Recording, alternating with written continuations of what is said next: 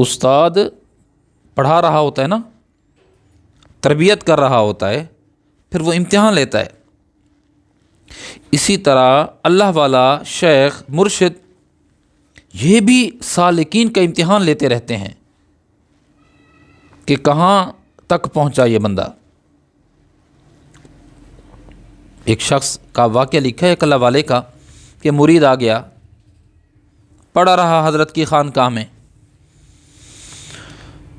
حضرت نے پھر اس کا امتحان لیا. امتحان یہ لیا کہ جو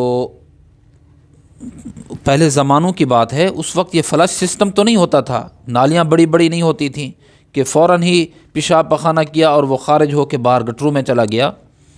وہاں پر یہ ہوتا کہ ایک جگہ جمع ہوتا، بھنگی یا بھنگن آتی، وہ گھر کا جو کچرا ہے، پیشاب وغیرہ، پخانہ وغیرہ، وہ لے کے جاتی تھی، کوڑا.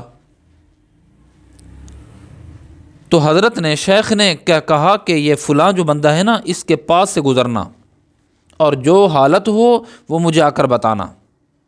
اس شخص کی جو حالت ہو یا جو کہے وہ آ کر مجھے بتانا. یہ بندہ ٹوکری پیشاب پخانے کی گند کی لے کر اس کے قریب گزرا. اس نے ناک پہ ہاتھ رکھا اور کہا کہ تجھے نظر نہیں آتا مجلس سے گزر رہے ہو، قریب سے گزر رہے ہو، بدبو ہے. اس بھنگی نے آ کر شیخ کو بتا دیا. فرمایا اچھا، ابھی محنت کرنی ہے اس پر.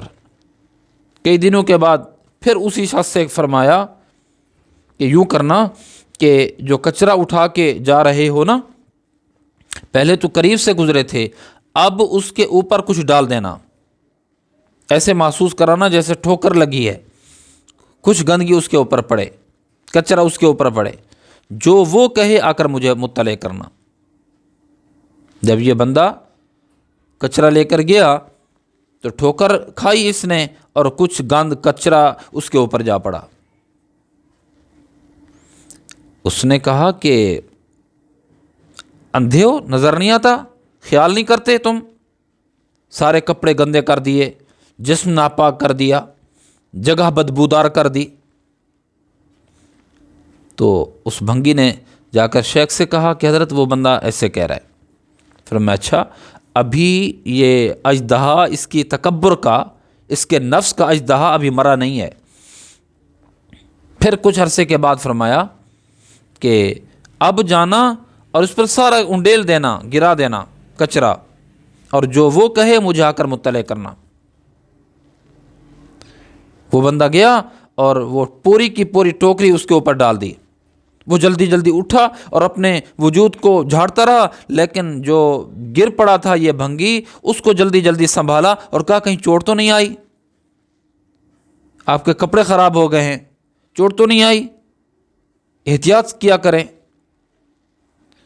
تو یہ اٹھا اور شیخ کو جا کر کہا کہ حضرت اب وہ یہ کہہ رہا ہے. فرمایا اب جو تکبر کا جو سانپ تھا، اژدہا تھا نا، وہ اب مٹ چکا ہے، اب میں اس کے مر چکی ہے. دوسرے کا خیال کر رہا ہے اب کہ آپ کو چوٹ تو نہیں لگی، آپ کے کپڑے گندے تو نہیں ہوئے، آپ کو پریشانی تو نہیں ہوئی، احتیاط کیا کریں، آپ کو تکلیف نہ ہو جائے کہیں.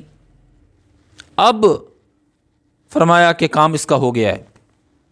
پھر شیخ نے دعا دی اور خلافت سے نوازا اور اس کو اجازت دے دی. تو ذہن میں رہے کہ جو یہ نفس ہے نا، یہ اژدہا، خواہشات کا اژدہا، نفس کا جو اژدہا ہے، یہ نفس کشی کے بغیر اس کی اصلاح ممکن ہی نہیں ہے.